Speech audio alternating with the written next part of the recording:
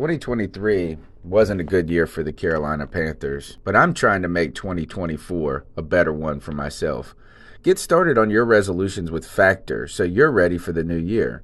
Factor's ready-to-eat meal delivery takes the stress out of meal planning and sets you up for success in the new year. Skip the grocery stores, prep work, and cooking fatigue. Instead, get chef-crafted, dietitian-approved meals delivered right to your door. With over 35 meals to choose from per week, including keto options, calorie smart, vegan plus veggie, and more, plus over 55 weekly add-ons, you'll have a ton of nutritious and flavorful options to kickstart your resolutions. Skip that overpriced takeout trap. Factor is cheaper and way more delicious than takeout. Get chef-crafted, restaurant-quality meals delivered right to your door, and they're ready to heat and eat in just 2 minutes, which means more time for you.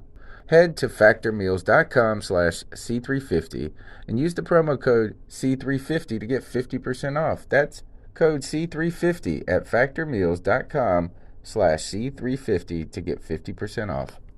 In a world where Carolina Panthers fans have an insatiable thirst for Panthers news and opinions, only one podcast roars ferociously. It's the C3 Panthers Podcast. What's up, Panther fam? Everything is perfect right now. We're 2-0 in our last 2 games. Kyle Allen at the helm, fumbling the ball everywhere, every which way, but there's no way we're going to lose that game with that defensive performance. My name's Tony Dunn. This is the C3 Panthers postgame show. Tonight's show, unlike the poor infographic, is Panthers at Texans. I'm here to chop it up with my buddy Cody Lashney. How you doing? I'm doing wonderful, man. Listen, anytime the Panthers are celebrating the W, I'm celebrating. There's so much to talk about, man. I'm ready to go. The chat room is already lit with the regulars, Underground West, Jake DeLone, Michael Wade, Sarah Taylor, Daryl Traxler. Everybody's here. We're good to go. Tony Dunn. Ain't nothing to it but to do it, brother. Let's roll. We've got Greg Schlager in the house, a.k.a. the Bat Daddy 52. He's feeling good and bad all at the same time. Happy about the win and a little hopped up a little, aren't you? Yeah, just a little bit, man. Had a little procedure done. I'm good to go now, just recovering. And, you know, when you're recovering, they give you the stuff that makes you feel good. So try not and to. lots of Batman and DC comics from what I can tell. Oh, man. Yeah, I don't really get to vacation much. In fact, I haven't vacationed a lot at all in the last few years. But Do it, brother. Let's roll. having a. Greg Schlager in the house, a.k.a. the Oh, no. What I is hear going somebody. I hear somebody. I heard myself. I'll get rid of that. Somebody's Can y'all hear me now? computer. Yeah, Yep. you're good. That must have been me. So, Talk, All right. It's okay. but We anyway, forgive yeah, you. I'm here, man. I'm happy for a win. Let's talk about it. All right, you guys, we're hanging out in the Vivid Seats studio. We're going to be looking at this win with Panthers, see what it means. There's already some diverse opinions in the chat room amongst the panel themselves, and you can be a part of that show by calling into the Cat Calls line. The number's 252-228-5098. We'd love to hear your calls, and make sure you participate in the show by the chat room and smashing the thumbs up button, subscribe, and remember, we're live on Tuesday nights, 9 p.m., the longest running Panthers podcast. I just ordered some new I Stand With Cam t-shirts, limited amount, only 15 coming, so make sure you look out for those. And guys, go ahead. The Panthers right now, the Panthers go on the road 2 games in a row. We go up against a Arizona Cardinals team last year with a just completely new everything plus a bad defense, and we are able to win in a really impressive fashion in some ways. Now, we go on to Houston today, a much tougher competition, Cody, and the Carolina Panthers came out. I want to say this before, as you guys gather your thoughts. I have been saying for the last few days that if the Panthers over the next 2 weeks, this week being one of them, to this week, the Panthers defense would have to win against Houston, Watson, that poor offensive line. Next week, our offensive line is going to have to win against a really mean and nasty Jaguars team. But go ahead, Cody, tell us what you thought about this game. Well, yeah, I mean, you're not wrong. Listen, that defense is looking nasty, man. I just can't say enough good things about it, man. Everybody stepped up in a big way. I mean, even shout out to guys like Ross Cockrell, who had 2 big plays in the game. One was almost an interception. One was an interception. Yeah, man, listen, this defense is nasty. I feel like Kyle Allen and our offense did just enough. And, I felt like I knew Kyle was going to come back down to earth. And, that's no big deal. I mean, we kind of knew that was going to happen. And, yeah, listen, the fumbles were bad. And, but understandable, too. To be honest, they weren't as bad. They weren't him making poor decisions. Is that there were some good defensive plays, some offensive line getting beat in there. Yeah, you'd like to see him be a little bit tougher on that first one and, holding the ball a little carelessly. It's what we expect, I feel like. But what I was most impressed, Cody, is how he rebounded from those. Did not look shook, was willing to push the ball down the field. It shows you how much more when you can make defenses be honest right there, guys. It really opens up more for Christian McCaffrey and more underneath. Yeah, it really did. And listen, Kyle Allen, part of evaluating the quarterback position is pocket awareness. And you have to know that if the weak link of your offensive line is your tackles, and you have J.J. Watt and Brittany Merciless on both sides, then you have to be able to step up into the pocket and deliver the football. It's growing pains, man. This is Kyle's 3rd start playing quarterback. You're going to have that kind of stuff. I think they did enough to pull out the W, and that's all you can ask for on the road. There's still some growing pains. I'm still not happy with the bullshit play calling. I'm going to keep the same energy on that. And, yeah, man, this defense is definitely the story of the afternoon by far. Greg, thoughts on the game? Well, I'm going to be really interested to see what's going to happen on Twitter the next few days and what the cat calls are going to be like today, because realistically, y'all, Kyle Allen didn't play a great game. Like, he had a few really good throws, but he had a lot of really bad ones that weren't brought up. And he also, had the 3 fumbles. And I wonder if the fact that we pulled away the win, masks what people are going to say or changes what people are going to say or think about this win.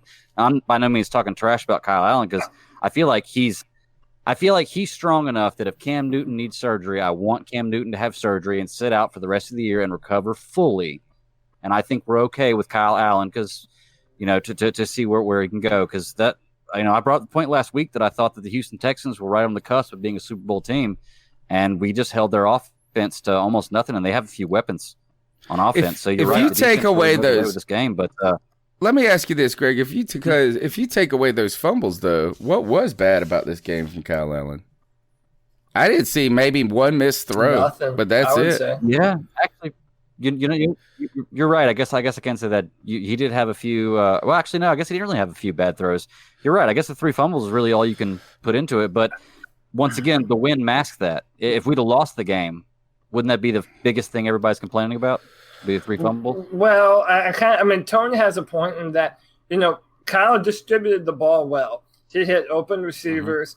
Mm-hmm. And then even on the plays that he missed, this goes back to the people that criticize Cam Newton on every overthrow. It's hard to be an accurate quarterback when your pocket is being shredded. Yeah. That's that's the name of the game, man.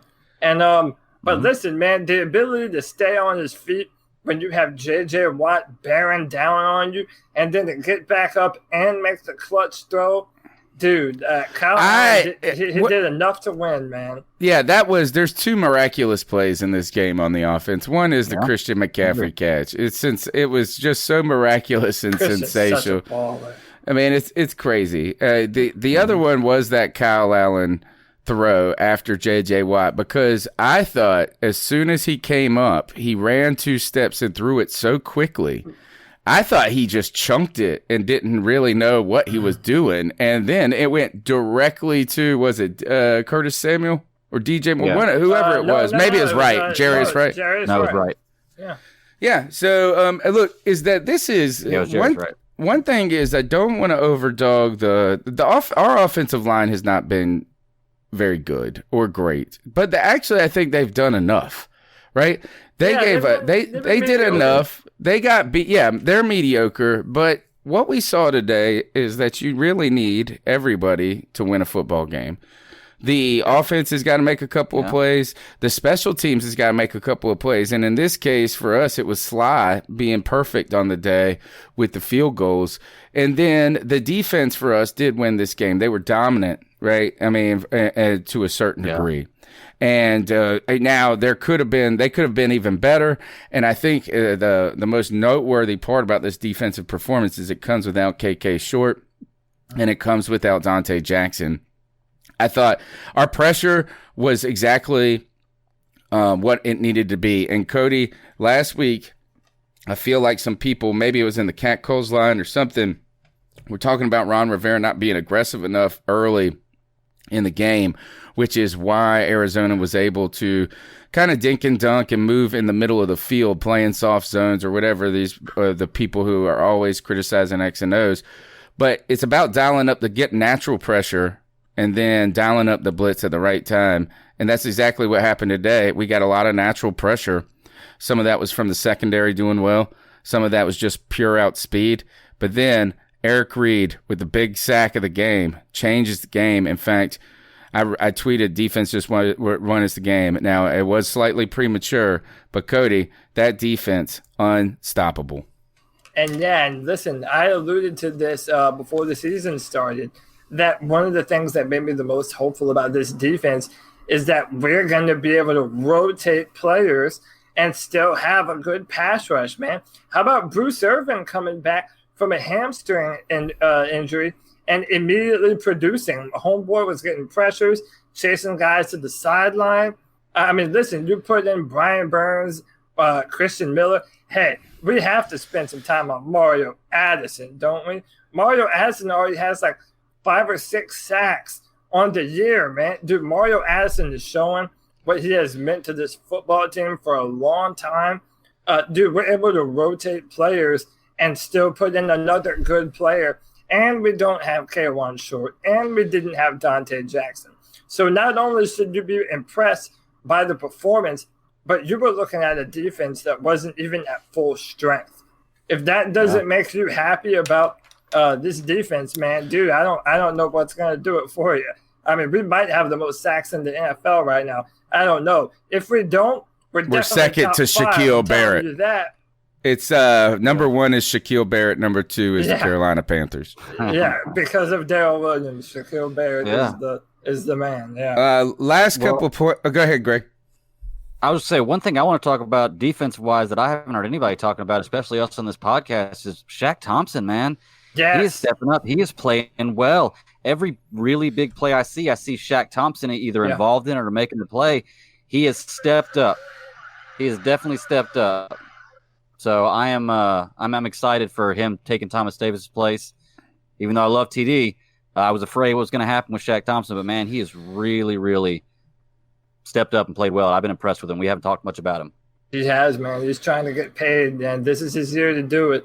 You know, he's always had to have Thomas Davis kind of cramping his style, being on the team for so long and what he meant to the football team. But now the reins are all Shaq's, and you're right, man. He is showing up on plays. Dude, he's trying to get a brand new contract, and kudos to him, man. You know, if Shaq pulls down that interception, insane, right? But yeah, good day for Shaq. Just great day for the defense.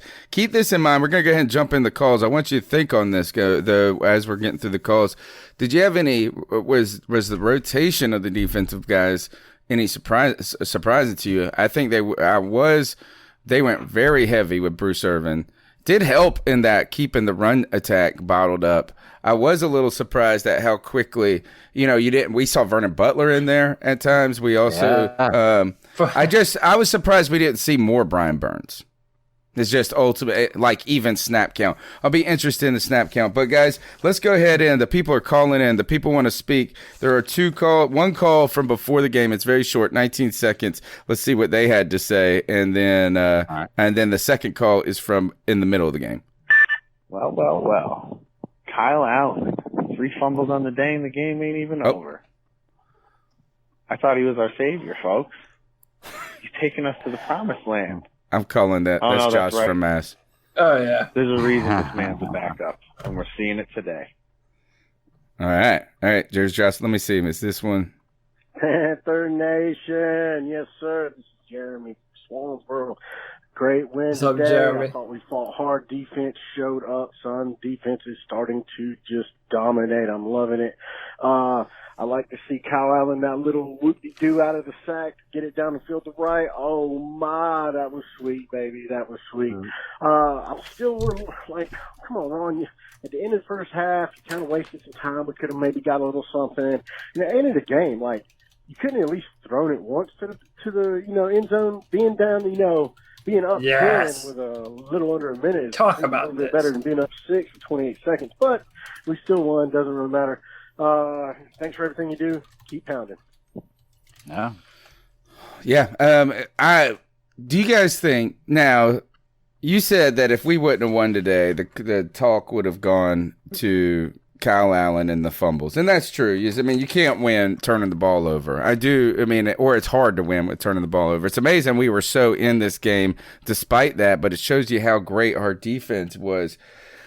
One of the only things that worries me about Kyle Allen at this point, and it's not a worry, it's just this, is that right now I feel like he's having enough success to where he can shake it off. Now, today was a real test on his mental fortitude, turning the ball over that many times and then still coming back and having the guts to push the ball down the field, to stick with plays, not collapse. So very impressed there. I'm just it's kind of one of those things is what happens when the defense doesn't play good after a couple of games.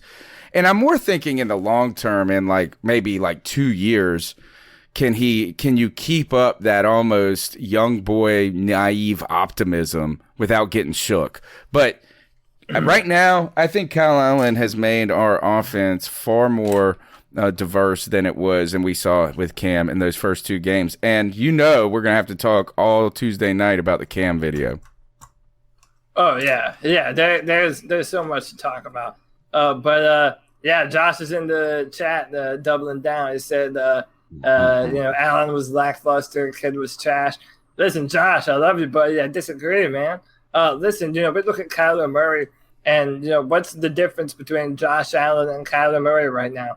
Both of them are kind of up in the air. They haven't really looked great. I never judge a quarterback based on their first year starting, because there have been some great quarterbacks that have had terrible first years in the NFL. With that said, man, listen, it's his third career start. I don't know what people want from him. He made some fantastic throws. He didn't throw any interceptions. He moved the ball down the field when he had to. He understood the defense. He made good decisions with the football. Listen, we know that Kyle Allen is not Cam Newton. He's never going to be Cam Newton. But I really don't know what more you could ask for from a backup quarterback at this point. I don't trust Will Grier to have done what Kyle Allen just did. Oh, no way. So, no way. Yeah, man. Yeah, not at all. So, listen, all Kyle Allen has to do is be good enough to put a W on the board and move on to next Sunday. That's all he has to do right now. And it's looking like the defense is going to be able to do the rest.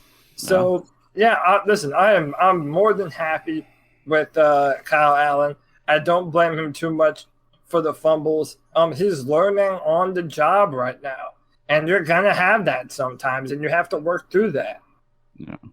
Well, Cody, talking to both of you guys about this game, I kind of came into this, and I don't really know, what I feel about Kyle Allen yet. I'm behind him, and I support him, and I really want to be 100% gung-ho, but I think maybe it's just the Cam Newton homer in me that kind of scares me, because my biggest fear is that we get rid of Cam Newton and he goes and blows up somewhere else or something. But I guess I can't get that. That's like a nightmare. That's not a fear. That's a nightmare.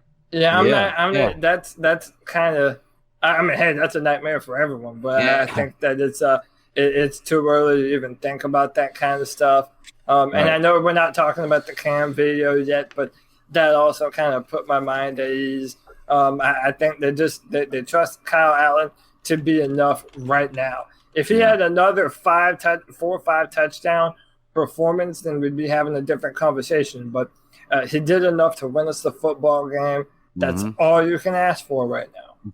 Well, that's kind of what I was getting to is like I want really badly to have some kind of reason to not believe in Kyle Allen. I don't know why, but I really don't. Let's just enjoy it. What I need to do is this.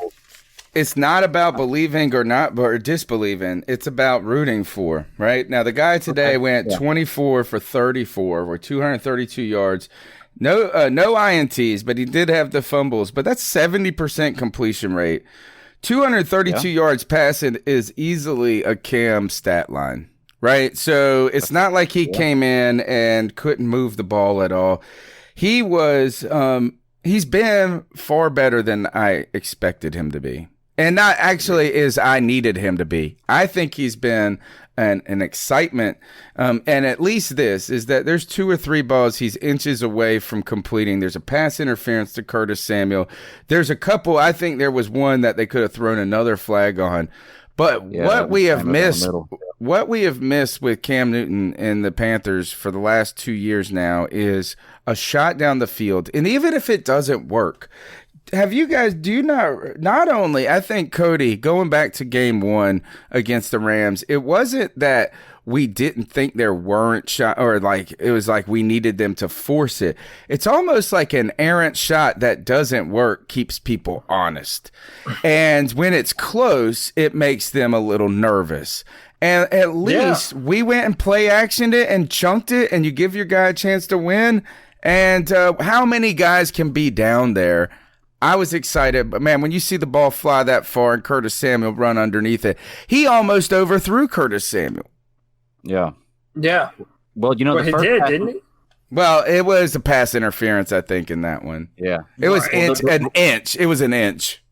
What's funny is the one they did call pass interference on, it was well underthrown. Curtis Samuel had him beat. If he'd had the arm to throw it further, that would have been a touchdown.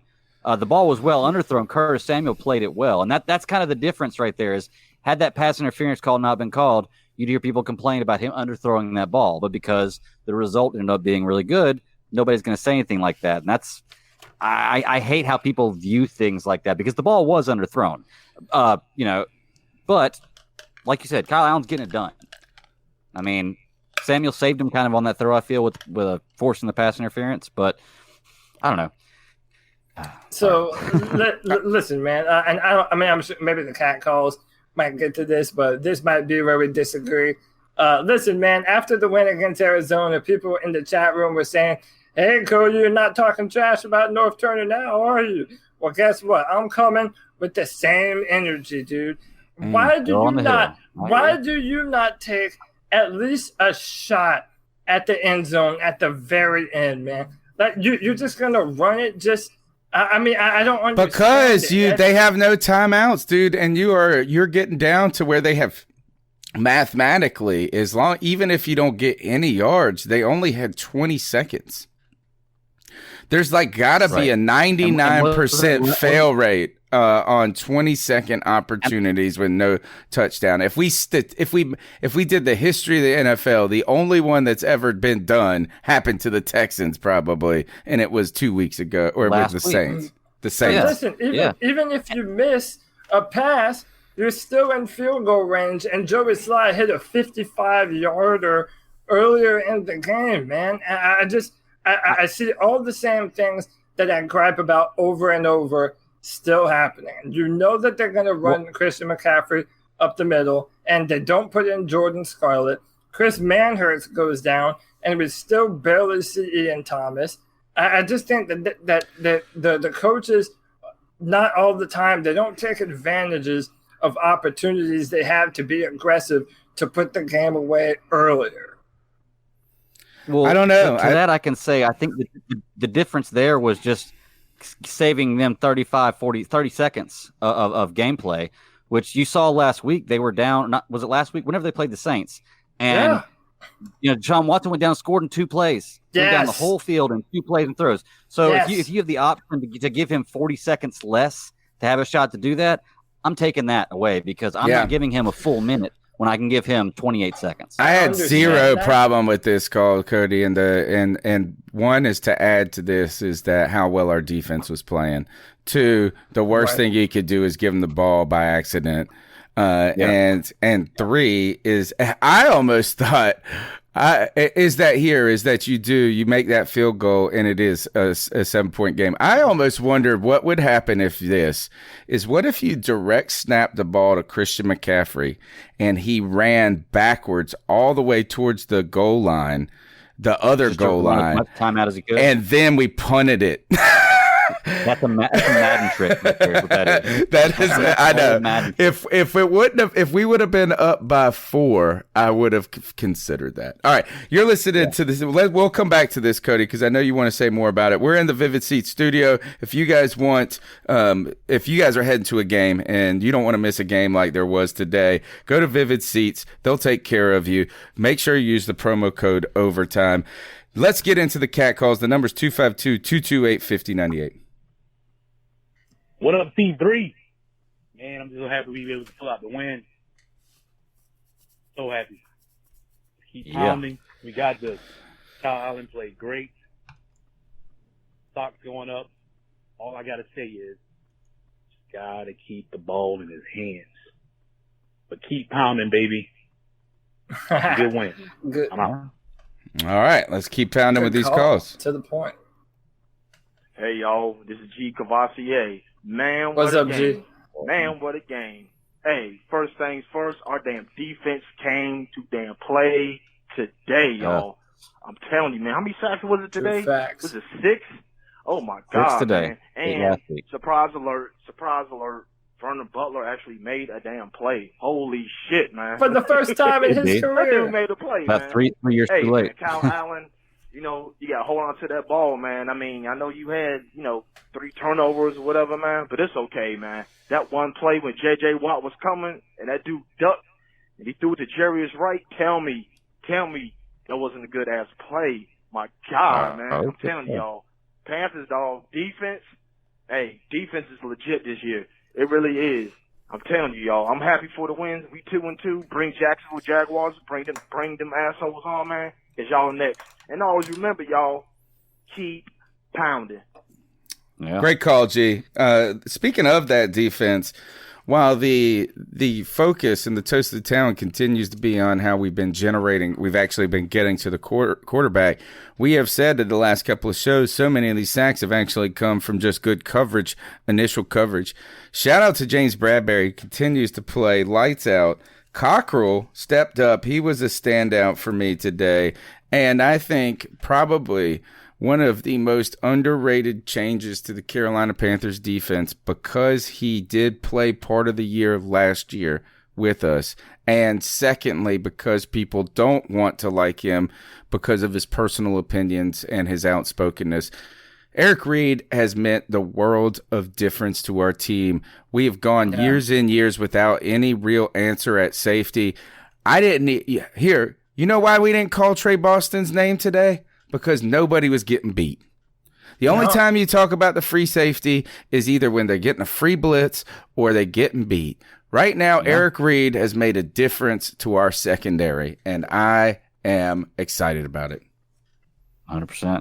I would almost be willing to say that we've got to be in the conversation for the best secondary in the NFL. With you have a healthy Jackson, you have a Bradbury and an Eric Reed.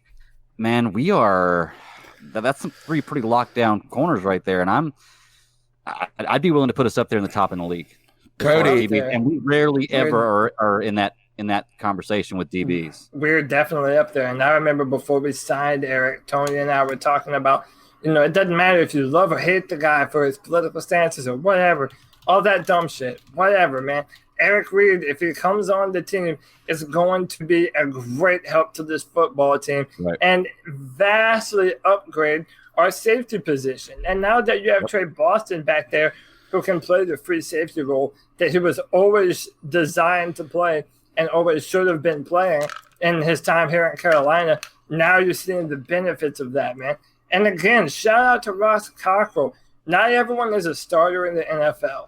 But sometimes your number is called, and you have to go perform, man. You have to go and play like a starter, and Cockrell did that. And, also considering Ross came back from a leg injury before the start of last year, hurt his leg during training camp.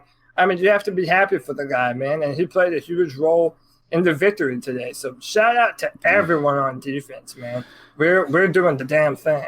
I don't think we can. I do think we're onto something with Eric Reid's contribution to this defense, because we've tried to go two ways with the secondary for the last since Mike Minter, and that is we either get a guy who's a little bit long in the tooth or very long in the tooth who doesn't make mental mistakes, or we've tried to put some unproven young talent in there who might have, be a little faster, more athletic, but is making too many errors mentally. I think what we've seen is Eric Reid's playing the game right between the ears and in peak physical condition. Ross Cockrell was striving for a starting role before he did get injured. We didn't want to thrust Dante Jackson into starting every game last year. He had to do that, but I think Ross Cockrell has stepped up to the challenge of it. And listen to this, is that we'll have to look up what the defensive numbers are, and I will put those up as we get a next call. But we held today Deshaun Watson to 21 completions for 160 yards. His longest completion was 14 yards. We held DeAndre Hopkins, arguably the best receiver in the league, to 41 yards. And the next best receiver was Will Fuller with 23 yards. These guys got no passing game, and it was a combination of the secondary playing well and the defense getting after it. It was fun to watch. It's nice. All right, and it's also fun to not see your team getting torched for once. It's been a while, man. That defense has been giving up big plays at bad times in the past. Even when they had good games last year, there was always some dagger play, and I haven't seen many of those this year. You're listening to the C3 Panthers postgame. The number's 252-228-5098. Moving on to the next call. This is C-Town from Austin, Texas. We look good today, but hopefully Panthers fans that's hating on Cam can realize, that Cam is a true franchise quarterback, and Kyle Allen is clearly a backup. I mean, 3 fumbles. Yeah, but I've seen Cam turn over 3 did times his in the thing game. out there. Bruce Irvin had some hustle. Kuechly, did his thing. I wish we had Jordan Scarlett more in there. I hope, McCaffrey stays healthy, but that's the risk you take, playing McCaffrey as much as you're playing him right now. Keep pounding. We look good today overall, and hope Cam Newton can come back. Peace. Carolina Panthers guys are surrendering before, and I don't think these stats are taken in this week, right? According to NFL.com, the second least passing yards in the league, only second to the New England Patriots. The New England Patriots are averaging 162.3 yards per game allowed in the air, and the Carolina Panthers are averaging 166.3.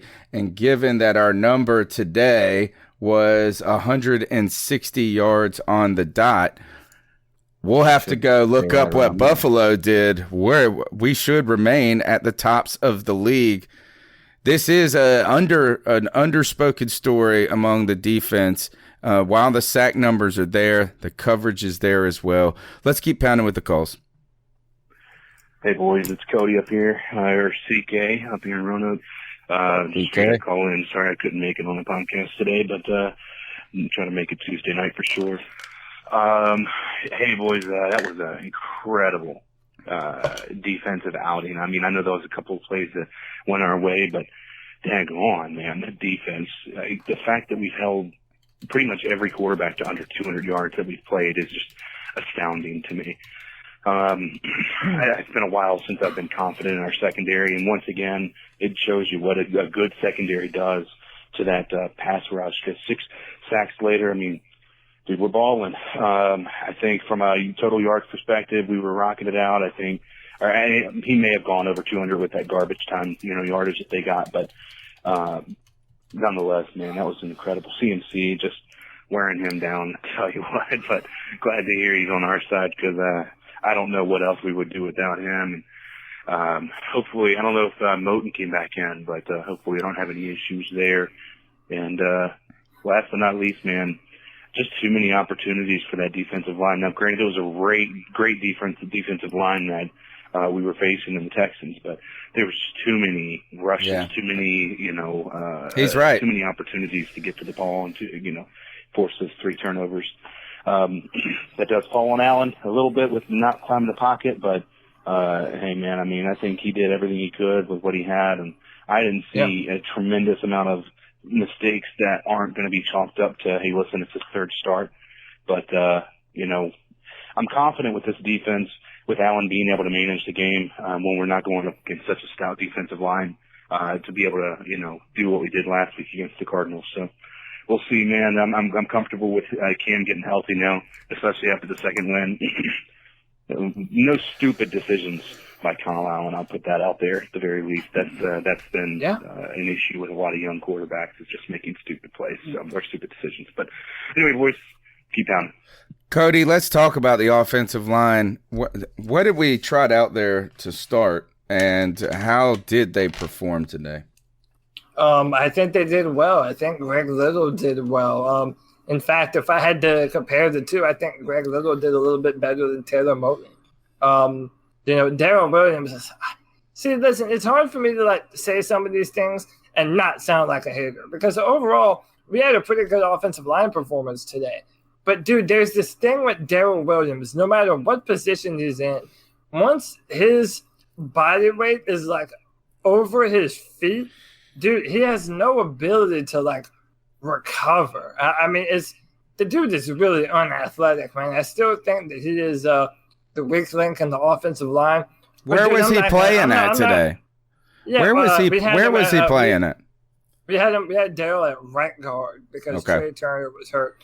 But other than that, man, listen, I'm not going to be a Debbie Downer. I think our offensive line did well. I think that I don't blame Greg Little too much for losing to Whitney Merciless and J.J. Watt, which is mainly Whitney Merciless. But just a few things.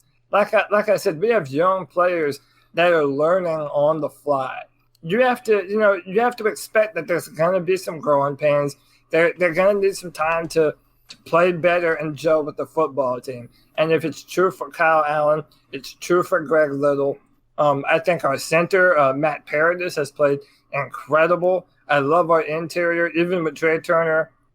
We do miss Trey Turner, but I've been hard on Van Roten. I think Van Roten has played well. I'm happy, man. I'm impressed with the offensive line.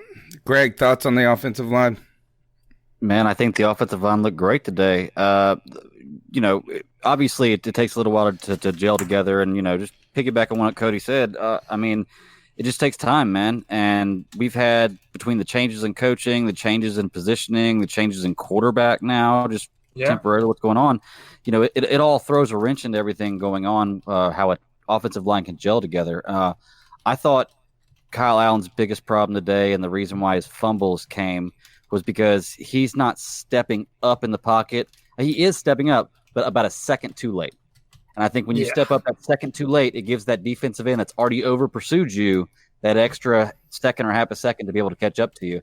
I think if he steps up, as soon as the defense, they pass around him, he has that extra half a second and he gets away from the sacks. But that all comes with time. He's not afraid to step up. He's doing well. I think the offensive line, if they're given time, is going to be the best offensive line we've seen since maybe 2015. I don't entirely agree with you guys. I think Paradis I expected Paradis to play better than he has so far. I think that he has played okay. Now, he's had some tough assignments early on in the season, right? Is that this line is tough, as well as the Rams line, very difficult up the middle, and he is coming back to form. So as long as he's progressing, which I think he is getting better from game to game, I'm okay. But, I'm ready for him to be the stalwart leader of that offensive line. I think with Greg Little in, we look just much better. I mean, just the eyeball test alone tells me that. So you weren't amazed, but you definitely saw a difference in better play. Yes, I saw it last week, right? We all saw it last week when Darrell Williams goes out. It was just it was better. I don't know. It's going to be hard to guess. I guess if I was a coach, I'd be looking at the tape to see is this them winning their matchups, the defense Because, they ain't just sitting back either. I mean, that defense is trying to win their battles. So, I mean, the offensive line had their hands full, to say the least. I do think that they played well enough, but there could have been some moments where Kyle Allen didn't hold on to the ball long. I didn't feel like I was like, oh my God, he's holding it, smash. He did the one thing, actually, I do know the one thing I was upset with Kyle Allen for today. Almost getting CMC murdered. That one play when he tossed it out to the flat. Oh, yeah. God. I was like, oh, God. And back to the caller, Cody. Every time I see CMC keep going and I see someone hold on to his leg, I get so nervous. Like, our team without him would be losing Kim. It turns out may be worse than losing Cam at this point. Oh, that's not an overstatement at all. I think that's a given. Listen, we did lose Cam, and we've won 2 games. So it's like, yeah. And listen, I briefly mentioned this before in my criticism of the coaches. But, dude, if you're going to run all these inside zone runs, and I get it, man. Listen, Christian McCaffrey can run up the middle. And whenever you have him on the field, the defense has to account for him. I understand. You don't have to explain any of that shit to me. But, dude, why not give Jordan Scarlett a snap or 2? Like, literally 1 or 2. Like, why not play some other – like, dude, we're so amazed by him all the time. But we did this with Cam, where we asked him to do so much all the time, and then later on down the road, they're dealing with injuries. He's young and is resilient now, but, dude, like, no other team in the NFL plays a player on that many downs, on that many snaps. The dude deserves a break every once in a while. Let Jordan Scarlett play a little bit. Let Reggie Bonifant motion into the backfield. Like, do a little something to give Christian a break. I mean, I'm not saying take him off the field for another 20% of snaps. I'm just saying give some other guys some room, especially if you're going to run up the middle. Do something different for him. Breaking news, Tampa Bay just goes up 3 touchdowns ahead, blanking the Rams 21-0. And what I said was a sucker bet. I thought 10 points was too much to mess with. I didn't have the guts to really stick with it. But also on another score alert is the Atlanta Falcons suck. Dan Quinn might not have a job tomorrow. They're going to be Super Bowl team this year. I think I wouldn't be surprised if Dan Quinn doesn't have a job at some point in the next. I mean, like is out of a job in the next couple of weeks. Now, one other point, Cody, to your point about CMC is even if they're not willing to just give him a straight break, and even if he's not willing, see the problem with McCaffrey is he's just productive. Like it sucks. I don't taking him off to come out. Yeah, he doesn't want to come out. He's even they're stacking the box. It doesn't matter what they want, man. You have to be the coach of the team and make decisions. I mean, it's not like he's not gonna play. We're running it. We're running it on first and they're stacking the box and it's 2nd and 5 and he's still reaming off 4 yards. It's so if we won't give him a break that way, why don't we consider maybe giving him a break by putting him in and doing a little bit more receiver work throughout the game? And then he had 10 receptions at this game. Right. Where I'm not saying we got to give him a ton of looks either, though. Like, I mean, you don't even have to target him in those. But you just mean lining him up as a receiver. Yeah, and then put in Scarlett and try to smash it down the middle. Just a couple of times. Just a couple of times at the very least. Can you protect him that way at the very minimum? So, Tony, you're talking about maybe doing some new, exciting, innovative things. It's not innovative. Offensive play calling. Is that what you're saying? It's not innovative. It's nothing special. It's nothing special. Tell that to Laura Turner, bro. You know something, Cody? I want to disagree with you so badly on this, but I can't. I know. I can't because I want to see Christian McCaffrey out there as much as possible, but this is not a video game. No, like if I'm playing Madden, he's out there every play, But I would like to see him preserve. Guys, I don't care what anybody says. He's got to be a top 3 candidate for MVP of the whole league this year right now. He's a badass, man. He's a badass. Yeah. So Yeah, I mean, I don't know how anybody. The only reason he wouldn't be at this point is because he's not a quarterback, right? All right, you're listening to this. He's got to be close to the top 3 or 4 in reception yards. I think he is a shoe-in. I think you're right. I think he should be a shoe-in for MVP right now. But at the same time, is that you're always going to have the especially with Mahomes and doing the magic he's been doing. Yep, I get that. All right, next. I do think that he's on track for 1,000 rushing, 1,000 receiving, though. Oh, I mean, well over. So, well over. So hey, man, dude, power to him. He would be the 3rd running back in history to have done that. I mean, come on, the dude's a baller. I'm starting to think that I'm going to be disappointed if he doesn't do 1,500 and 1,500. You know what I'm saying? Like at this point, that's only about 85 yards a game receiving and catching, which is man, and he's been doing it. You're listening to the C3 Panthers podcast. Let's keep plowing through with the calls. What's up, guys? Chef Jeff Hodge here. What's up, Jeff? I am thoroughly shocked that we won that game. Defense played amazing. But can we get Kyle Allen some stickum or something? Because that boy cannot hold on to the football to save his damn life. Thank God he came through in the clutch and we stuck out the win. But that's just going to come back to bite him. Can't put the ball on the ground 3 times and expect to win every weekend. Oh, no. But we won, so that's good. Point number 2. Apparently, according to Cam Newton, he didn't tell nobody he was hurt in his new YouTube video. Well, duh. I'm pretty sure I said that in my last call. Still, the onus is on the coaching staff to notice that he isn't right and pull him out. But and the medical staff. Video, hopefully when he comes back, he'll be good, and we'll still be rolling. Keep pounding, guys. I can't wait to talk about this on Tuesday, guys, because it is strange. First, it was very hard for me to hear that Cam hit it. Second, how do you hide it from the medical staff? They're the ones looking at the MRIs. They're the ones looking at all of this. And if it is that bad, maybe he just said it wasn't as bad as it was. But yeah, I think there's something reasonable there. And maybe, to be honest, in some defense of Ron Rivera, he was frustrated throughout that process. And maybe it was because he didn't feel like he was getting the honest position from Cam, and he, didn't know how to handle it. I mean, imagine saying, well, we're benching Cam for Kyle. I don't know. We'll talk about that plenty on Tuesday night, though. Let's keep pounding through with these calls. Yo, C3, what's up, y'all? This is Nova Black. Y'all know Nova Black. Win against the Texans in Texas at Texas Stadium, whatever the name of the stadium is.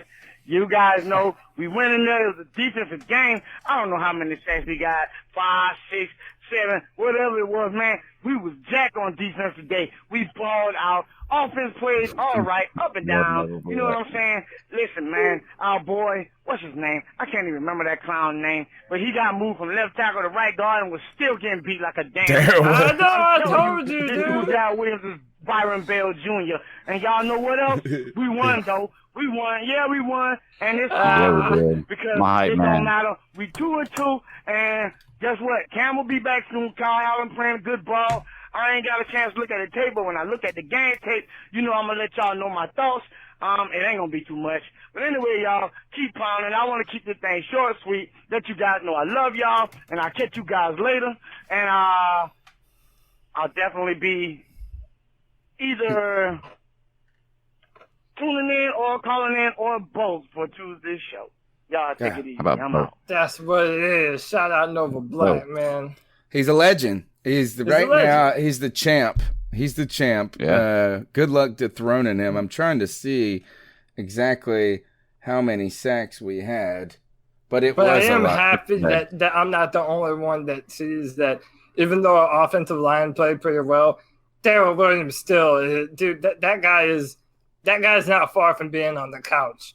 I'm telling you, man. Dude, his balance is so bad, dude. It's so bad. We had 6 on the day. Yeah. That's 14 in the last 2 weeks, man. Did we have any going into week 3? Yeah, we had to have. I'm sure we did. I don't remember, man. I think we may have had 1 or 2 maybe in the first 2 games total. I thought Brian Burns alone had enough. Well, that was preseason. Yeah, I feel like he still did some things in that first game. But still, you had a sack from Shaq Thompson, you had 2 from Mario Addison, you had a half one from Elliott, a half from Brian Burns today. Vernon Butler gets a sack. And that's it. One so thing, weird you say that.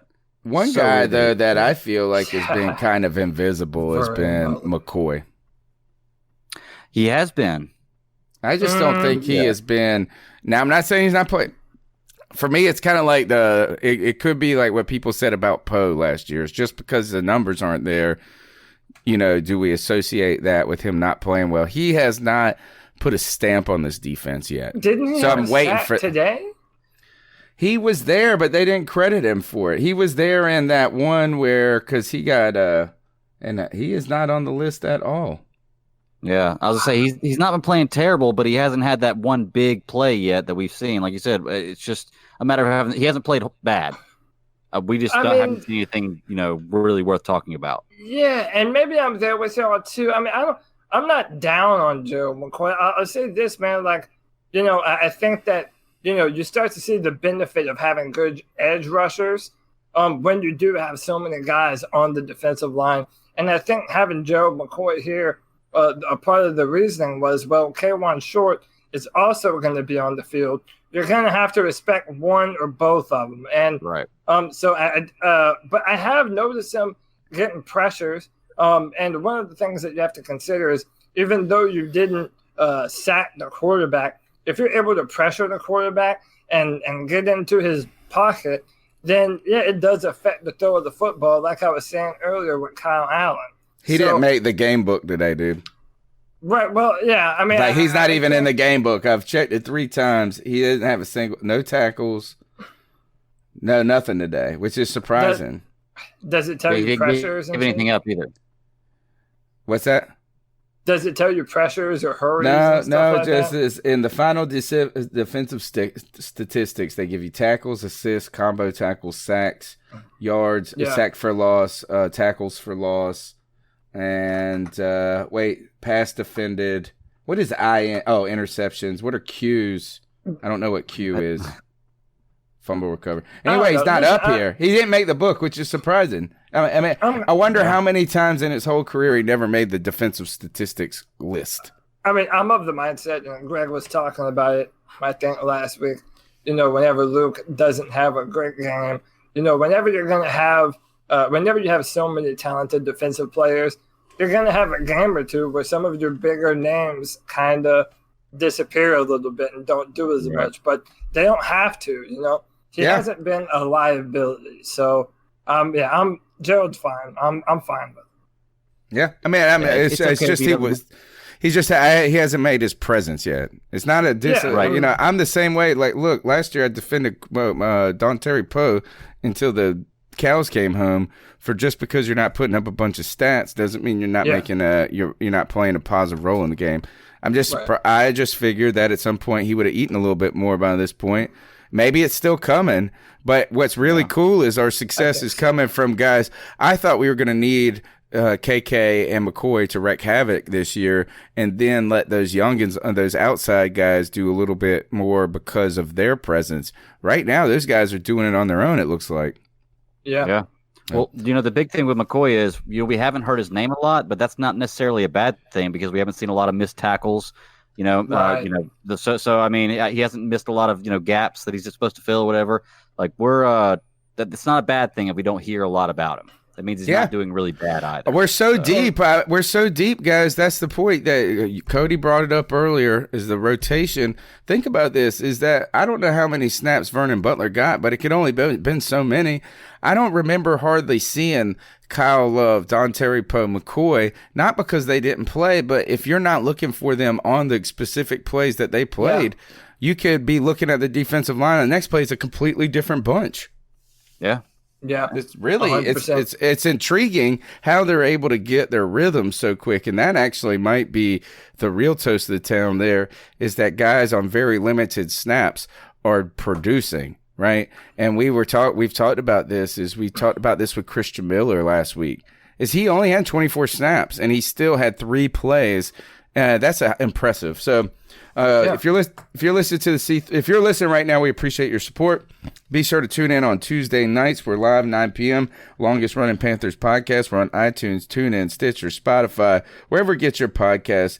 Go ahead and smash that thumbs up button. Call into the Cat Calls line. The number's 252-228-5098. And there's some I Stand With Cam t-shirts coming in the mail in the next week. So if you want one of those, you can still grab a limited amount of those, as well as this commemorative t-shirt that I'm wearing right now. Keep pounding, honoring our game in London against the Bucks. And the Bucks, I believe, are still putting it on. Wait, somebody just had a big play. 21-7. Yeah, 21-7. Ty Gurley had a really nice touchdown. Ty Gurley's still awesome. All right, let's go to the next call. Hey, guys, this is DJ in Raleigh. Another good, solid win today to get us out of that 0-2 hole. Kyle Allen, once again, game manager, didn't do too much. There were some questionable throws that I saw, but for the most part, just once again did what he needed to do. Christian McCaffrey did what he needed to do, but the defense really stepped up today and shut down that Houston Texans offense, and I'm proud of them. Luke, Eric Reed, all those guys. I'm proud of those guys. They really stepped up today. Good, solid win. Now on to Jacksonville. Thank you, guys. Love the podcast, and keep pounding. Greg, you brought it up earlier when it comes to Shaq Thompson, right? Where I've celebrated Eric Reed, and Cody has never, ever wavered that Luke Kuechly is still the best. Guys, the defense is that if our defense starts playing like a Ron Rivera defense, right, to where we have not been sensational to start the season. People have been able to score a little. We've been good. But imagine if this defense turns into sensational and you start seeing Curtis Samuel running those deep routes. And Christian McCaffrey, there's a lot of ifs, there's a lot of wishing that my aunt was my uncle, Cody. But it's still, I mean, you got to be excited by it. Yeah. I mean, listen, I remember during the game today, I wasn't even nervous. Normally I'm nervous, we're not going to pull this out. It's so weird. I had this calm feeling over me today, dude, just let this play out. I never got worried at the fumbles. I just had this weird calm feeling over me all game. And I think it was because of that defense, man. That defense is nasty. I do want to see it perform against a better offensive line. I don't think I would say that. I mean, we know the Cardinals aren't great, but the Texans aren't that great either. I don't necessarily know when we're going to have a real offensive line test to go up against. But, dude, listen, this defense is balling out right now. I mean, everything that you could want from them, that's what they're delivering on. So, Luke Kuechly is the man, and now Shaq Thompson is showing the promise that he's felt that he's always had. Bradbury is playing lights out. But, we've been up and down on him. I know Brother Herbert can't stand him, but, dude, he's shutting down top receivers. So you have to love what this defense is doing right now. Yeah, the defense is definitely playing lights out. One thing I noticed, though, other than defense that was really good this week, that I didn't just never notice really before, was when Cam Newton's playing, we're always snapping the ball with 2, 3, 1 second left on the clock. It's always in that range. Today, we were snapping the ball with 12, 14 seconds left on the play clock, on the play clock. And I'm wondering if that has anything to do with the difference in how good the pass rush is. Because if you're down to 2 or 1 seconds, you know it's coming in 2 or 1 seconds. If you're at the line with 14 seconds left and you're snapping the ball at 12 or 9 or 8, it's got to keep the defensive line guessing a little bit. So do you think that has anything to do with how well the offensive line is meshing together, and maybe that's giving an advantage, having more time for them for the defensive line to not know exactly when you're going to snap the ball?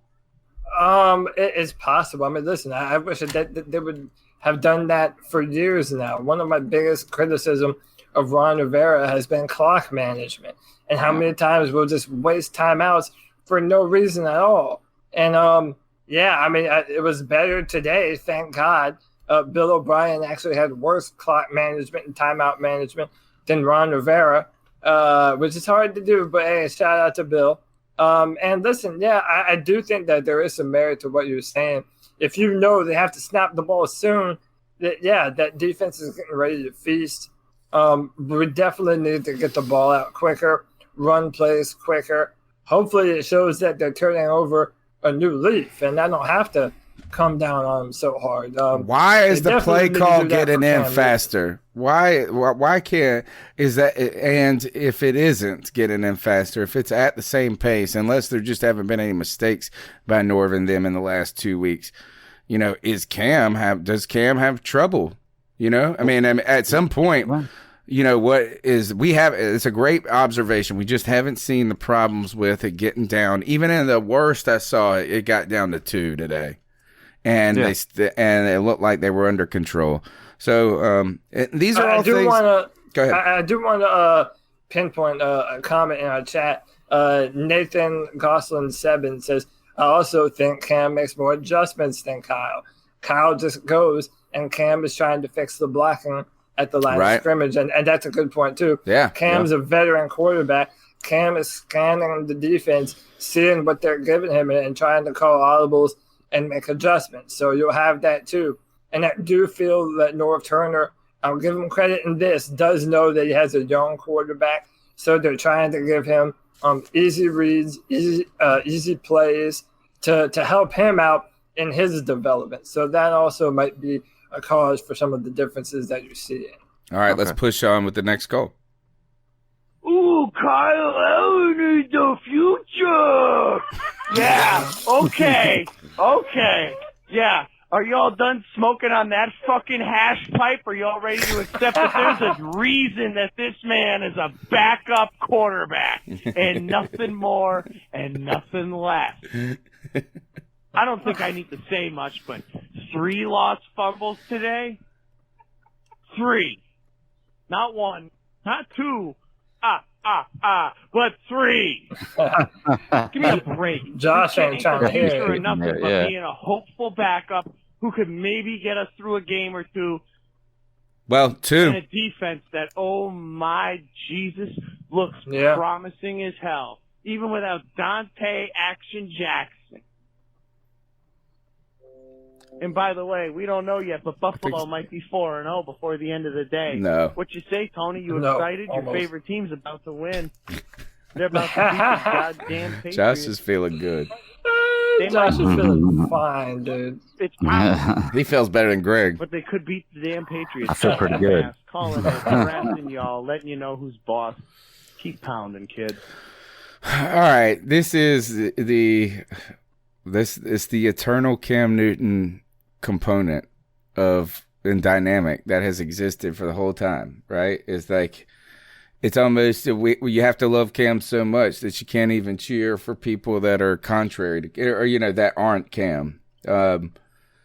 Here is that maybe that is if he is just a consummate backup and he is our consummate backup right now. This is a promising that he's 2-0 at this point.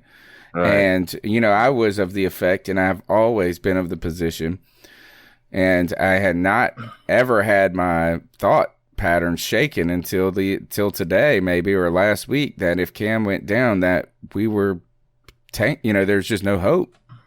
Mm-hmm. I don't know what the problem is with Kyle Allen is that I think winning if week to week is within his realm. I don't know how we would do walking into a playoff game, how you contend against a team that's playing can you go to the Super Bowl with Kyle Allen? I don't know, but man, it's nice to know this as I'm going to 4 more games. Next week is going to be one where we're going to be doing a post game, hopefully at Cody's house, where after the Jacksonville game, and when he wasn't coming back at first, I was like, gosh, I'm going to have to go to all these games, drive 4 hours to Charlotte, drive all the way back, spend all that money. But, man, they're putting a decent product out on the field and a decent enough that we got 2 W's.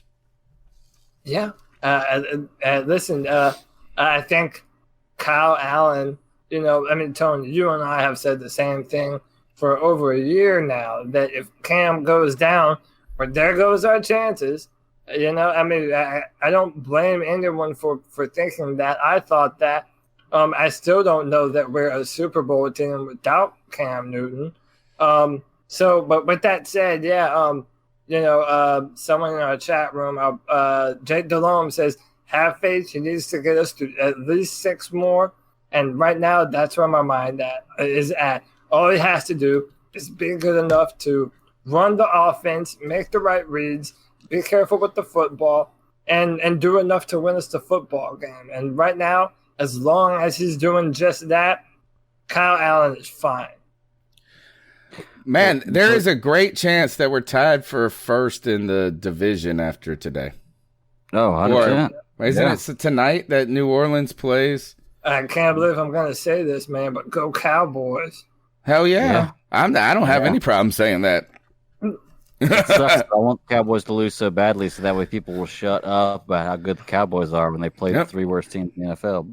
But anyway. As long as they make the Saints worse, I'm fine with it.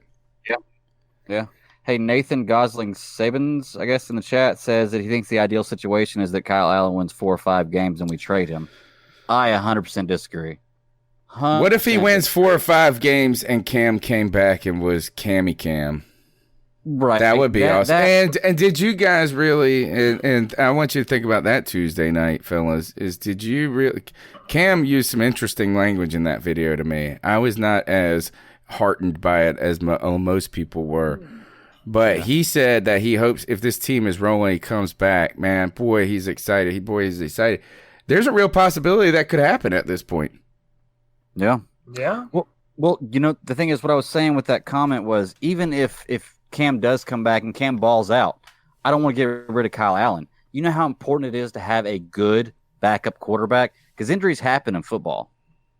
Philadelphia wouldn't have a Super Bowl if they didn't have a good backup quarterback to play in their league. Now, that being said, Nick Foles is a good backup quarterback. But if you got a first-round pick for him, you'd take it. If you got a first-round pick for him, you'd take it. Who's that? For Kyle Allen. For Kyle Allen? Yeah. Depends on the team. But, I mean, I don't know if that would necessarily be the smartest thing to do. I don't think he would get a first for him. I think he would have to be I think he's going to have to start putting up 400-yard games to get a first. I think maybe somebody would offer you a second at the most. I'm kind of on both of your side. I think that, listen, if someone is willing to give us a first for Kyle Allen, give me a King Ransom, we'll talk. It's been real, Kyle. But listen, I've been, I would be hesitant to trade Kyle Allen. I would hold him until you got a fantastic deal for him. Because like someone in our chat, Nirvash, a longtime follower, says a good backup quarterback is invaluable. And they are, man. I mean, to have someone that knows your offense, that can come in under pressure and do the job against a starting caliber defensive line, J.J. Watt. I mean, other than the fumbles, I know Josh is not happy about the fumbles. A lot of people aren't.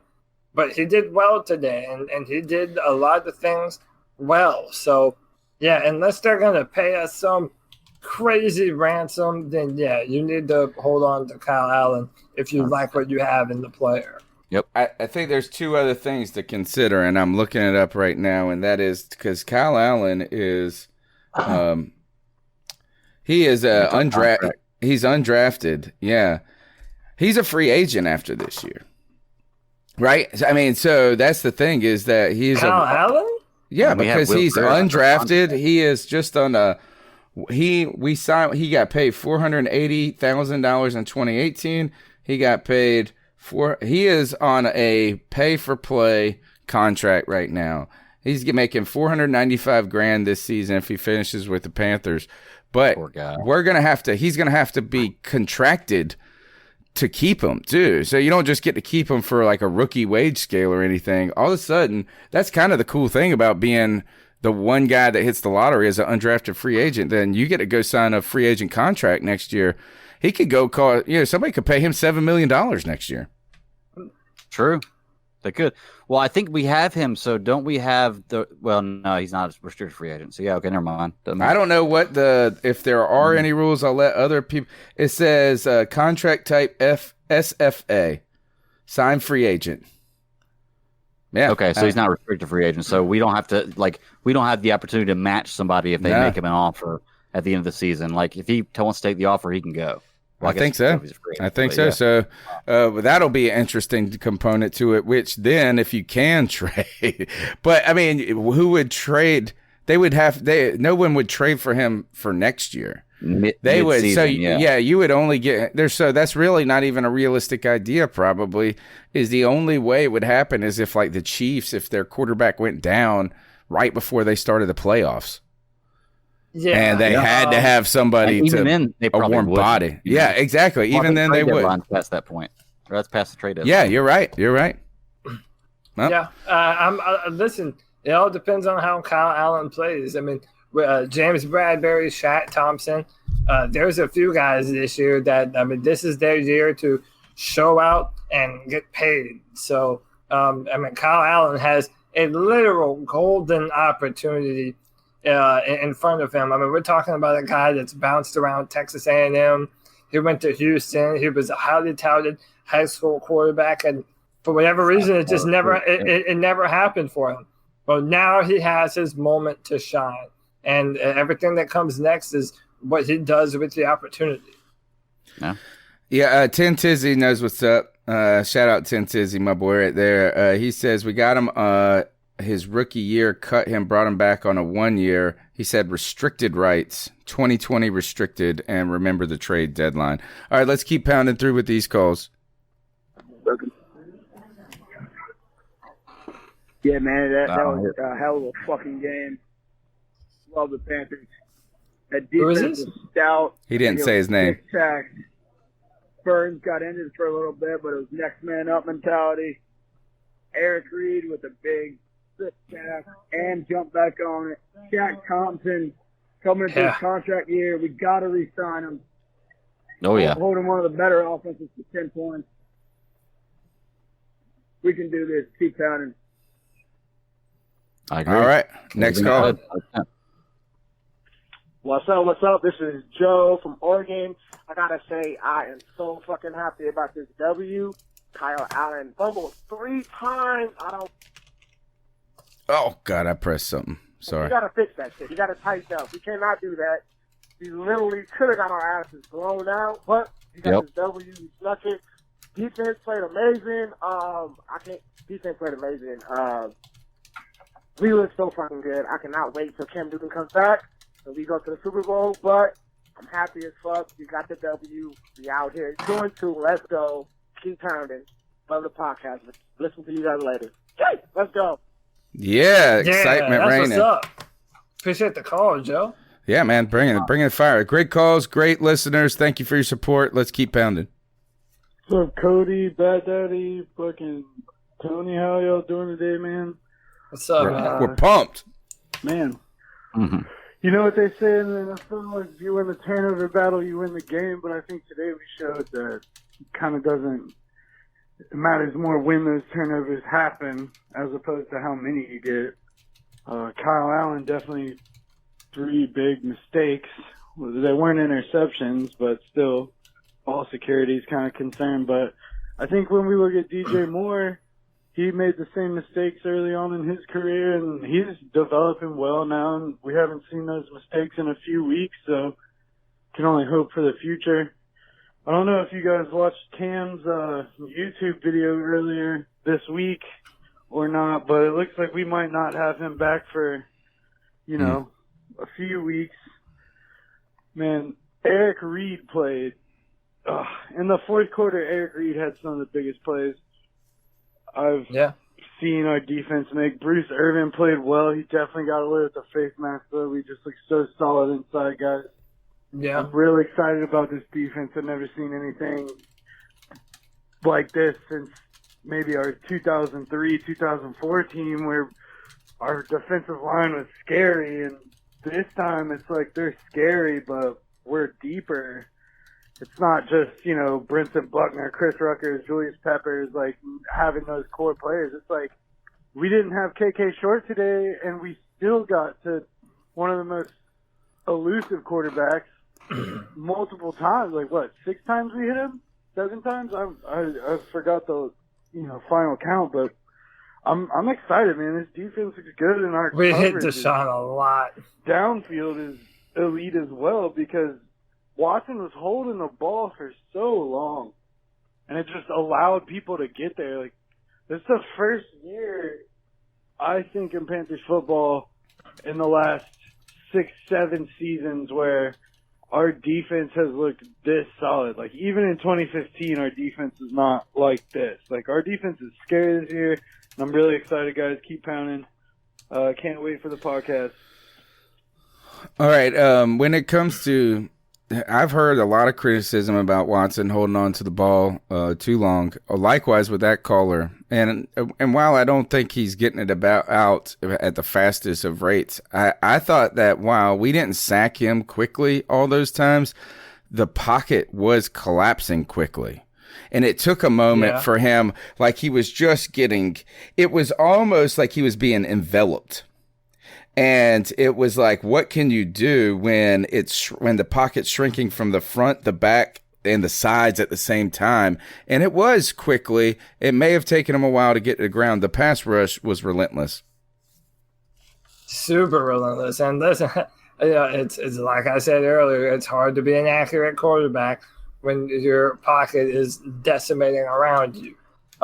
Listen, I even put this out. It's like the Texans have a game plan of let's just hope Deshaun Watson makes a play at some point. Just hope that he does something crazy and makes a play. So again, it's an occurring thing with that team. But seeing what our defensive line has been able to do, they're technical. One of the things I'm impressed with is that Brian Burns and Mario Addison and now Christian Miller, they have an awareness of, even though they're trying to bend the edge and get around, they understand that now there's a lane that has just opened up where they were. And a lot of times when the quarterback tries to sneak back through there, when the quarterback tries to sneak through there, they'll come back around and get the sack on the recovery. So, I mean, that's play IQ, that's intelligence, that's knowing what you're doing. Our defensive line, dude, they're putting in work in the meeting rooms. They're doing their due diligence during training. They're playing lights out football right now. I love what I'm seeing from them. I'm hoping that this is the type of defense that we have rolling into November, man. That's when you want your defense to play their best football.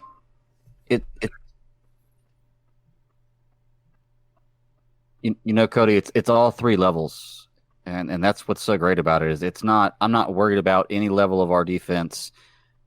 I think that we're going to have a top two. He's breaking up. Yeah, Greg, you might want to leave the hangout and come back in. All right, let's go to the next call while he jumps back in. Yeah, only three more. Hey man, this is Austin, diehard Panthers fan. A couple things to talk about with Kyle Allen. I love the kid. He's playing good football. You can fumble the football 3 times.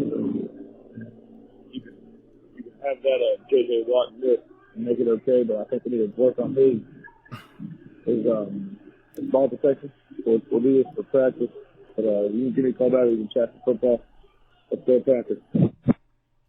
Yeah, man, go Panthers. And what Greg was saying before he left is that this has been complete.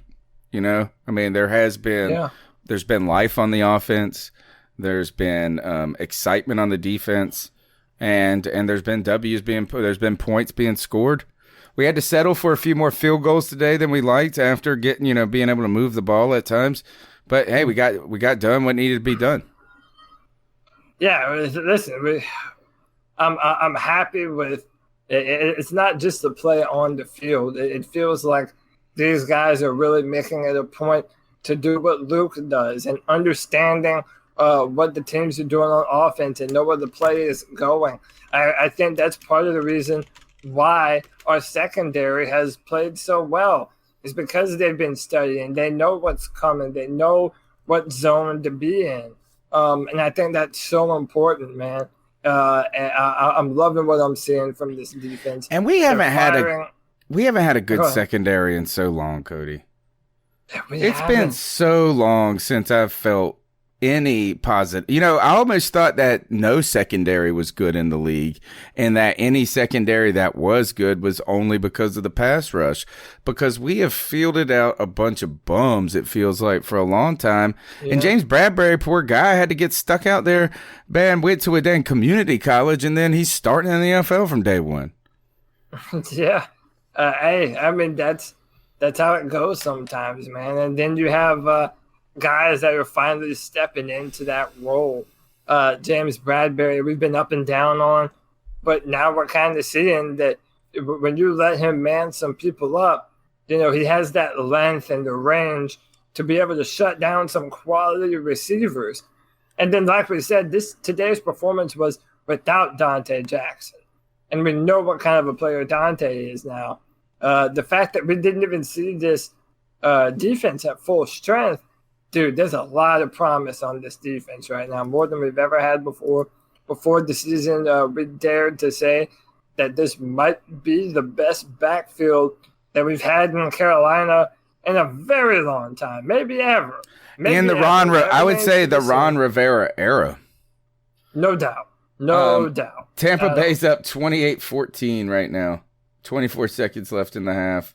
All right, so, man, good news, man. Good news on all fronts except for that one. I mean, I'm sure we wanted the Rams to win. But, hey, let me see. Tell me if we listened. Was this the call we just listened to? Hey. Nope. It's Davis from Utah, and I'm feeling immaculate. I'm feeling amazing. I don't even know where to start. But all I got to say is we 2-2, and we back to 500, baby. Let's go. Keep pounding, baby. So let's start with this. Whoever says Kyle Allen's ready to do this, Kyle Allen's ready to do that, and he can take us to a Super Bowl, let alone win the division or an NFC championship, y'all need to check yourself. Check it, because that boy Gardner had 4 fumbles. That's 4 turnovers. Honestly, we need to humble ourselves because we're lucky to even win this game. Deshaun Watson should have had back-to-back 2 80-yard touchdown passes that luckily were out of the hands of Will Fuller and DeAndre Hopkins. So I'm going to throw that in there as well. But God damn our defense. I've been telling motherfuckers our fucking D. And what did I tell you what was going to happen when that bad man Bruce Irvin came back? He was going to offer speed, agility, strength, pass rush. He could stop the run. That's what we were missing from this fucking defense. And before this, we were ranked second. Before this game, fellas, we were second in pass defense and 4th in total fucking defense. We won this game off of a defensive performance that was amazing. Yeah. We bust they ass. We fucked them up. I'm about to start this celebration, please, because I'm feeling immaculate and I feel great. This is amazing. This is a good call. This is a good call. Hopefully the Bucs and the Saints boot that L up and sit on that fat ass L and take that L. Like, come on, fellas, we nice. These are defense. We nice. Like I said, this is without Dante Jackson and without KK, we played amazing on defense, fellas. We played amazing. So, hey, on to the next one. Hopefully the Saints and fucking Bucs lose so we can be tied for first place, baby. Let's go. Keep pounding. Your boy out here in Utah holding it down with this fucking snowy weather we're getting right now. Let's go! Let's go! I like your call. Love that call. Tony, what was that? Did you catch that guy's name, the guy from Utah? Here, well, I'll play it again real quick to see what that says. Yeah, just the first name. Hey. It's G-Baby from Utah. G-Baby. G-Baby, bringing the heat. G-Baby, listen, Nova Black is a legend of the C3 podcast. But, dude, that was the best cat call we have tonight, man. How do you not love that excitement, that enthusiasm? Dude, how do you say? We nice. We nice right now. We nice right now. We need to run a contest on the most hype cat call. Well, he won for tonight. He won for tonight. Except for this, he lost on, I think, for someone who took a drudging last week myself about my position on Kyle Allen. I think people keep saying or acting like Kyle Allen had a bad game today. And there was really only one fumble in mine that was his fault, and that was the first one, where the running one. You know, I mean, and here is that here's the thing though that is and people are right. People that like Josh from Mass, this call that keeps coming up and say, look, is that y'all are fools to think that Kyle Allen is a starter in the NFL. Well, he started some games. The question is, when you say starter, do you start and win and have a little lightning in the bottle, or do you have or do you have like longevity to your career? Right. Even if it's a Fitz magic thing where he's just been durable enough to play. The thing I see with Kyle is he still has a college boy's body. And you know, as you get him lit up a couple of times, and I don't know if he gets up. Now, so does Jared Goff for that matter. Right? He does and Tom Brady, and Drew Brees. But as people are talking junk about these guys, about Kyle Allen today, I have to say he's been better than some top picks for rookie. I mean, look at Haskins today. You know what I mean? Is that so? What he did, we need to clap about what he's done, because he's in over his head and he swam. And he swam to the top. Yeah, and you know, I mean, look, I kind of feel, you know, even with Josh from Mass and all the people that are kind of voicing their criticisms on Kyle, I feel that it's not towards us kind of saying what the truth is, that he played well. It's to all the dipshit, racist assholes on that Twitter, hate Cam Facebook, Newton, that can't stand him, that are just doing nothing but shitting on Cam and talking about, the scarves and all this dumb shit. And, right. He's not You're Tom right. Brady. Like, that's the one. Those are the people that they're mad at. They're not mad at us. And for that, I don't blame them. Kyle Allen is nowhere near the level of talent that Cam Newton has. And I think, too, to add to your comment, too, is also the people that as soon as Cam Newton started doing bad and then Kyle Allen completed a pass, they're like, how Kyle Allen is so awesome. Right, exactly. Dude, it's like, can we find a happy medium here? Yes, I understand the frustration. Yeah, the commentators and sports analysts do the same kind of thing, man. Like, I was watching the Thursday night game, and I watched Aaron Rodgers overthrow so many people. Yeah. And they didn't say anything about it. Didn't say anything about the overthrow. I was like, the ball's overthrown. That was all they said. Or there was a pass where Aaron Rodgers would throw the ball, and it was well behind the receiver, and the receiver made a great catch. And all the commentators talk about is, there's Aaron Rodgers doing what he does, putting the ball exactly where it needs to be. It's like, no, the receiver saved him there. But it's so crazy the perception people have. Yeah, and today Kyle Allen was better than Deshaun Watson. Here, as somebody said this in the chat room, is they said the defense, and I think the caller said this as well, is that the defense won the game. And that may very well be the case, but our offense didn't lose it for us. They did enough. You know, they complimented the defense enough. Could they have done some more? Certainly, right? But they did not put our defense in an untenable situation. And to point this out is that is what the injured Cam Newton offense did the first 2 weeks. They put our defense in some very tough spots, and some of those are just giving the ball up, not converting, but just getting gassed by the end. The defense in this, not only are their conditioning getting better by week 4, so these guys are back, they're starting to hit that mid-season stride in their conditioning, but they also didn't get put in just terrible situations. They did. The one, and in fact, the only time they were a touchdown was given up was because of a Kyle Allen fumble. Yep, because of a turnover. Yep. Yeah. So really, hats off to the defense, and toast and a tip of cap to the offense for doing enough. Here, last call of the night, guys. Hey, this is the Utah. Hey, can we just give it up for our defense? So seriously, fellas, like I don't think the world understands what's about to fucking hit them this season with our defense. Like, my God, like I don't want to jump the gun. This is the same color. One of the best defenses we've ever had. Yeah, he's hyped. And I'm talking. Yeah, you are jumping the gun right there. I will anybody. Yeah. He's excited. He's I will excited. pick Carolina. And our back end is nice. Like I was telling y'all, we are second in pass defense. Like, what does that tell you guys? We're getting the pass rush, and it makes it easier for the coverage to develop. You know what I'm saying? So, my God, that defensive performance, man. When you have Bruce Irvin, Mario Addison, Brian the Spider-Man Burns, baby, and you got KK with this play. You got Gerald. I love Gray, the and excitement, Brian dude. Butler for forcing the fumble. The one thing you've done in your 5-year career, well, goddamn, thank you, brother. Thank you. Kudos.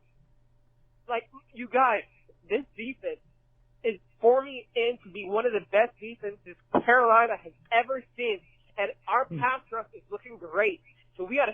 I still feel like we got to work on our run defense. You know, our run defense is as nice as what it has been in years past, but we're going to get there, fellas. We're going to get there. Hey, all I got to say, we 2-2. We're looking pretty good. You know what I'm saying? 2-2? New season. We're looking nice. He is feeling good. At worst, one game back from the lead. Pounded, baby. Man, two good calls. Pound. Two good calls right there. Go ahead, Cody. Well, yeah, listen, man, I agree with you, Tony, that it's too early to say that. But, dude, what did we say before this season, man? You have Dontari Poe, K1 Short, and Gerald McCoy. That's a legit defensive interior. Then we have Brian Burns, Mario Addison, Christian Miller, now Bruce Irvin. We have guys to be able to rotate the edge. Luke Kuechly, I don't even need to say anymore. Shaq Thompson is balling out. Jermaine Carter Jr., who we never talk about, has been I would say a pleasant surprise. And we just got done saying this might be the best defensive backfield of the Ron Rivera era. So maybe he's not far off. I mean, it has to pan out. But, dude, right now we are doing everything at a high level with a lot of talented guys on defense. And, dude, what more could you want, man? G Baby might be right by the end of the season. And I'm leaving the door open for that possibility. How about that? Yeah, go ahead, Greg. We can have one of the best defenses in the league. It's not one of the Panthers' best defense. It doesn't have Julius Peppers, and there's no player that dominates their position like Julius Peppers did. Not yet. Yeah, we don't see him yet. I think Luke Kuechly's very close. Right. Yeah. Here's the thing. He's definitely one of our best. I'll give you that. But I'm not going to say it's the best. If you say Brian Burns. I would put Luke above Peppers, but that's a whole nother discussion. Okay. That's a whole nother discussion. It's kind of hard to compare position, right? Here are a couple of things about the defense that stick out to me is I think Cody brings up a good point.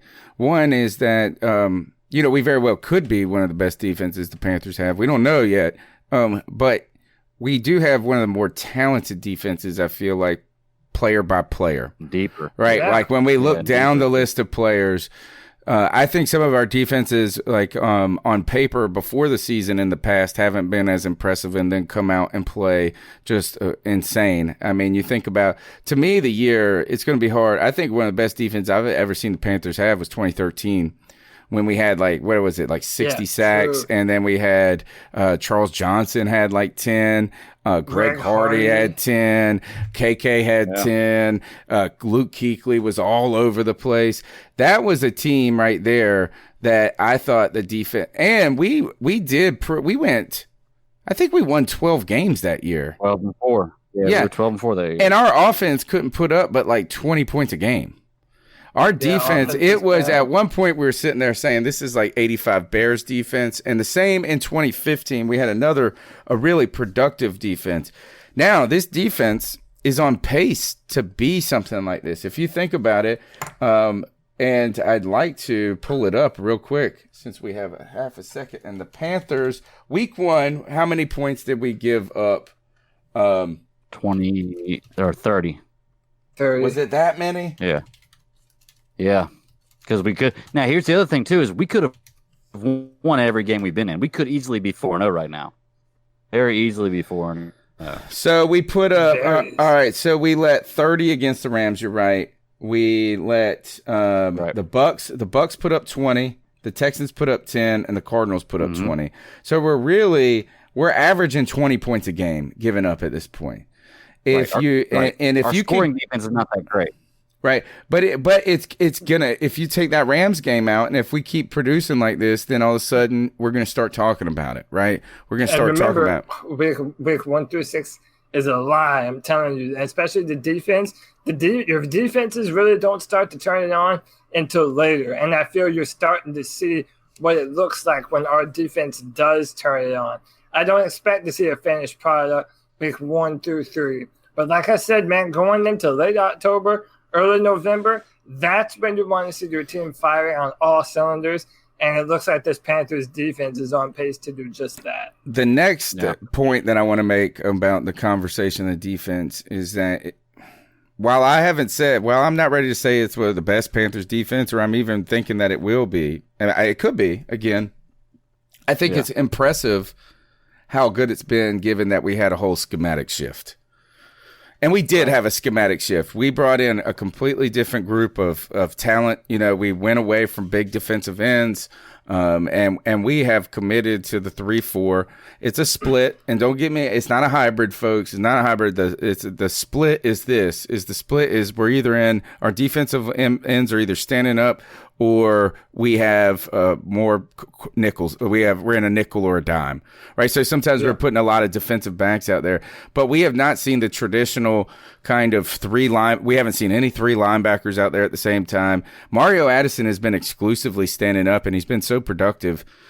So I think we have to really hats off that we're being this good. We're this good this early, and we're still learning the defense. You know, a lot of these guys, McCoy hasn't played in it before. Kuechly's never played in it before. And those guys have been ahead of the game so much because they're smart about the game as well. So they're going to get better at it. And then the third point about this defense, I think that's the unsold, well, 2. There's 2. It's kind of half to Marty Herney. And we gotta tip the cap to Rivera.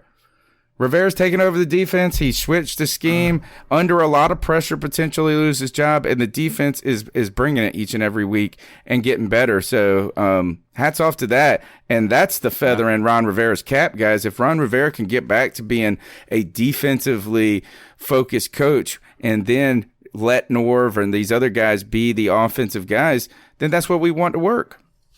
Yeah. Well, you know, the thing about the defense is I'm always a big numbers guy. So for me, numbers, you know, kind of trump anything else that you're going to give me back, because it's hard to argue numbers. However, there are some situations where numbers kind of lie to you.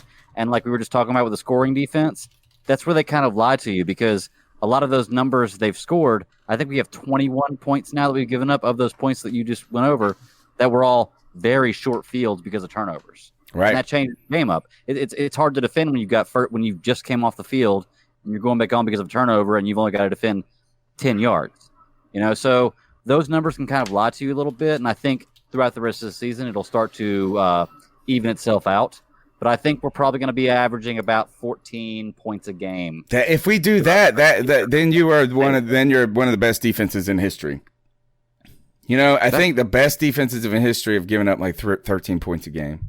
So that's crazy. So exciting. All right, let's finish this up, guys. We're going to be thank you to all the supporters in the chat room, all the callers. It's been a great show so far. Great quality calls tonight. And it's nice to have a W. We are in contention for tying the lead with the division tonight. So go Cowboys.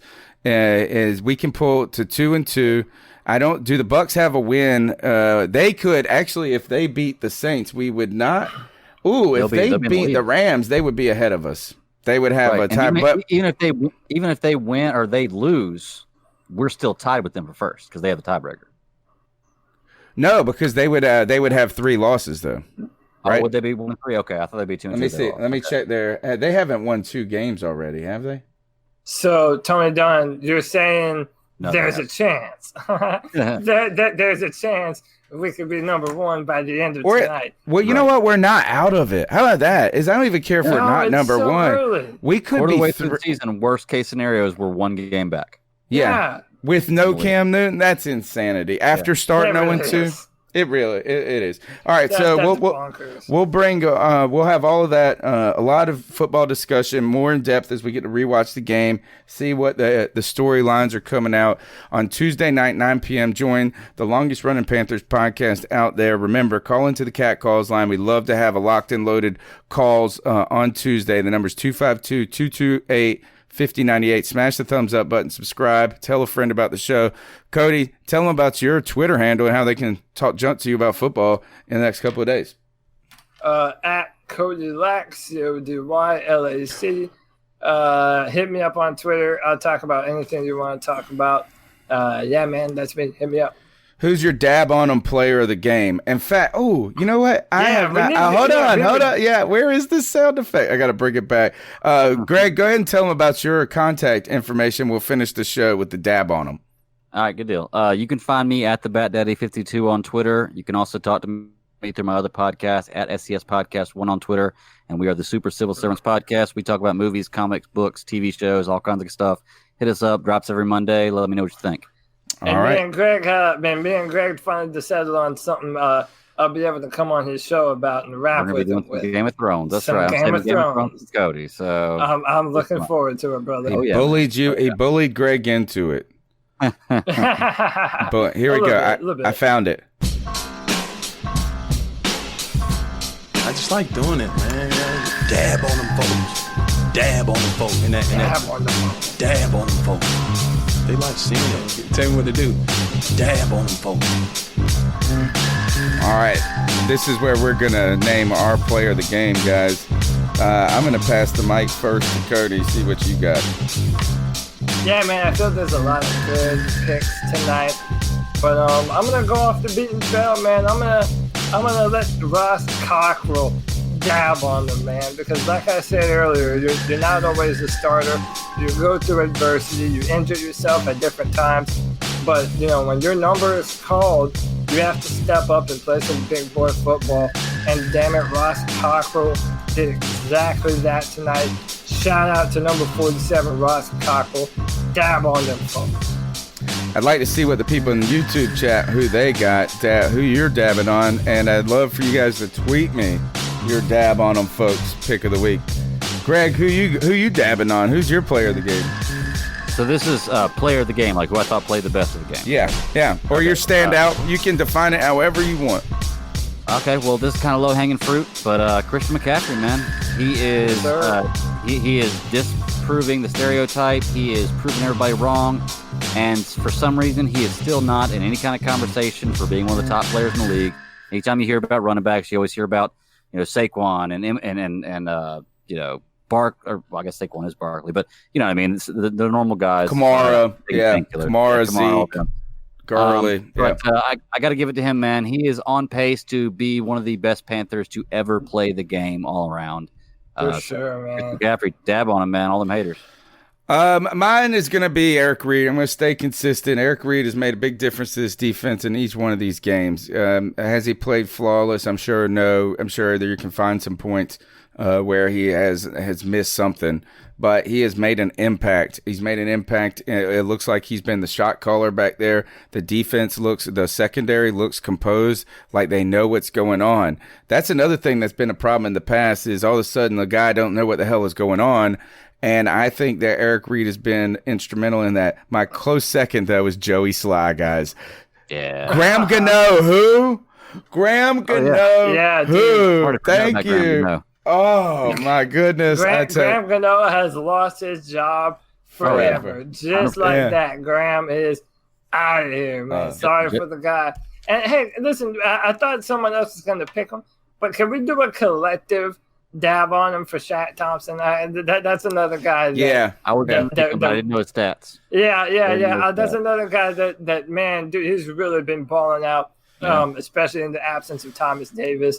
That's all of us a collective dab on him for Shaq. 7 solo tackles, 5 assisted, combined 12 tackles, a sack for 7-yard loss, and and 1 pass defended. Pretty good stat line for a linebacker. Line I like. Yeah. All right. Yeah. Make sure you follow the C3 Panthers podcast. Subscribe, share. I'm on Twitter at @cat_chronicles. Send me your dab on them picks. And let me see. Sly is a beast. CMC. Those are mostly the guys, what people are saying in the chat room. So Tuesday night, we're going to be here. We're optimistic, talking about how the Panthers are fighting for first place in the division. Yeah. Until then, you guys be sure to keep pounding. Keep pounding. Keep pounding, baby. Sure. Looking for a fun way to win up to 25 times your money this basketball season? Test your skills on Prize Picks, the most exciting way to play daily fantasy sports. Just select 2 or more players, pick more or less on their projected stats, and place your entry. You could turn $10 into $250. Right now, Prize Picks will match your first deposit up to $100. Just visit prizepicks.com/fan and use code FAN. That's code FAN at prizepicks.com/fan. Must be present in certain states. Visit prizepicks.com for restrictions and details.